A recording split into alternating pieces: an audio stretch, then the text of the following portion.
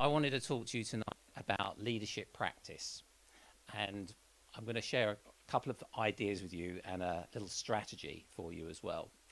So, rolling into the ideas, one of the things about leadership practice is about acknowledgement, acknowledging yourself for the growth that you have and acknowledging as well.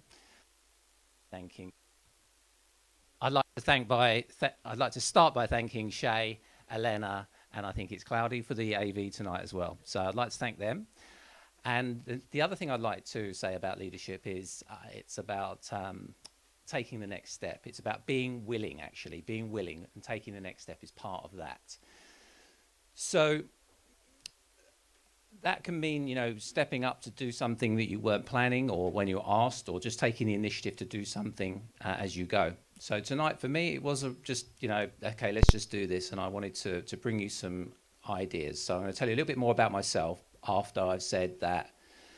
The one thing I really want to get across to you tonight is the power of identity. Who's ever heard that phrase before? Okay, so quite a few of you. Thanks, great.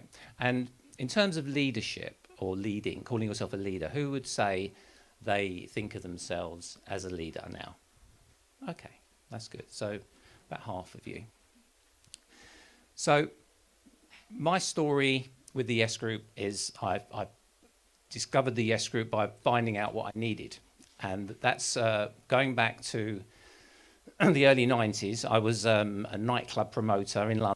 I was promoting a nightclub called the London Astoria Theatre. And we were there at the beginning of the rave scene. And it was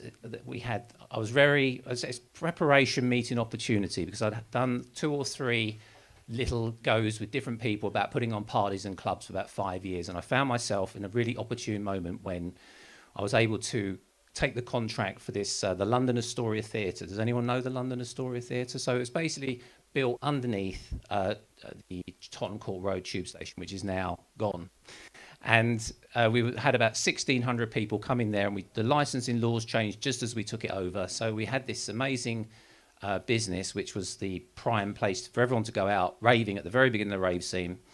And we had, a full house, and we put the price up from £6-7 to £15, which is a lot of money. So the business took off, and that catapulted me into a level of stardom, I would say. And we had people like the Pet Shop Boys coming to the event.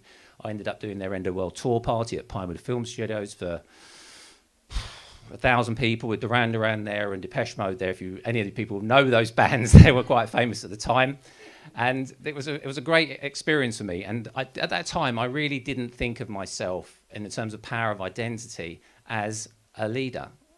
And, I think about it then, when we were running the night, over the course of a week, 100 different people were working for me. We had 12 different DJs every week. Plus, we had other nights, so we did other things as well. So there's an amazing amount of experience. We had all the top DJs.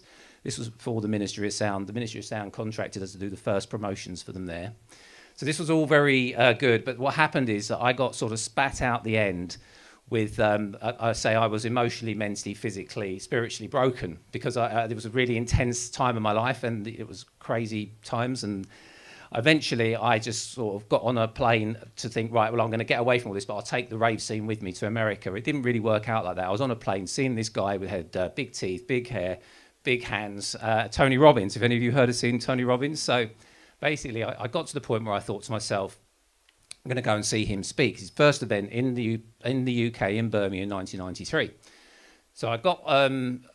through a friend who was also a rave promoter, was doing the merchandising for it. So I managed to get in the back door by him saying to me, you just need to help out with the merchandising. It turned out to be a completely different story. And that's where I started meeting people and decided that having a peer group like this is really important to find out what else is going on.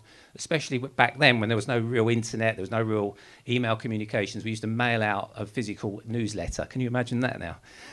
So we did all these things. It was the Yes Group built up, and people came from other cities and said, we'd love to have a Yes Group in our city. It's like, what's stopping you? And so that basically began where we probably had about 50, 60 maybe Yes Groups that have come and gone in every continent. And I have a vision now for a world where everybody has access to a peer group that inspires them to go and contribute. And we're really developing the models that people can do it, and it's sustainable at every location. So that's really the venue, the information about the Yes Group. But coming back to personal leadership, being aware of my time here tonight, I wanted to just say to you that there's a model in NLP. Who's done any NLP? Okay, so I always advise everyone to go and explore what NLP is about. It's how I built what I call my 21st century ready mindset. Back in the 90s, I did 100 days NLP training. And one of the models in NLP is called neurological levels. And it says at the top, if you change at the top, one of the levels at the top, it will change everything underneath. So at the very top, you've got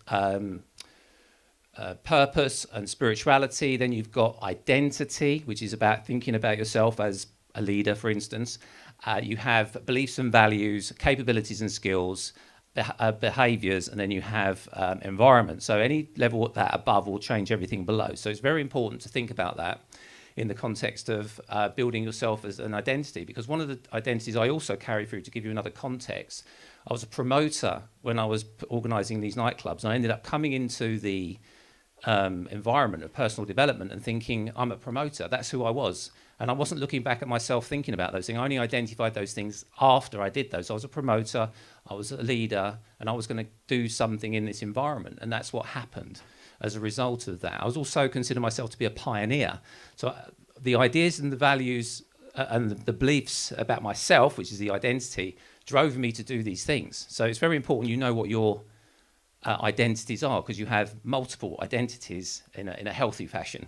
So what I'm going on to say is think about the power of identity as a leader, and practice being a leader. And when I say practice being a leader, I'm talking about practicing it from acknowledging others, acknowledging yourself, be willing to step up to take action, be willing to act in the moment to do something because you can see that no one else has seen to do that yet, and take the opportunity. So it's building a mindset, building a mental muscle to keep going and to do new things and to try new things out. But you can use the power of identity to do a lot of other things in your career, whatever your career is. If you want to change career, you need to get on board the identity of what it is you want to become and do.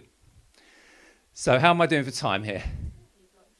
3 minutes left. Wow, I thought I was up already. So the power of identity, practicing that on a daily basis is really easy, because there's so many opportunities in every area of your life to look out for things you can do, whether it be at work or whether it be at play or whether it be at home. So I really want to champion that, and I'm going to give you one practical thing you can do. It's called having a core question. So the core question that I developed for thinking for myself, how can I build my leadership muscle, was what would a great leader do now? And what you can do is you can think of all the people that you know and the people that you don't know, and you can have them as your internal mentors. And whatever the context, whether it be about relationships, about work, about a particular type of business, you can say to yourself, what would that person do now? Or what would a great leader do now? And I've found that when I'm stuck, or when I'm confused, or when I'm thinking, I don't know which way to go on this, I've got a dilemma, I can sort of ask that question. Or if I'm just not doing anything, and I'm thinking, I didn't know I wasn't doing anything, what would a great leader do now? And it just gives me ideas. And it basically builds my mental muscle. So what I really, would love you to take away tonight is the idea of asking yourself that question, or, thinking about who that person, that mentor could be for you. Think about being willing to take the next step in your lives, in whatever context that is, and acknowledging others. So I'd like to thank you all for being here tonight to make a difference in your lives. And of course, I'd love to see you all and hear more about your leadership journey. And I'd like to ask you again, who thinks that they could adopt the idea of being a leader? A few more hands gone up. Thank you very much. Thank you, Shay.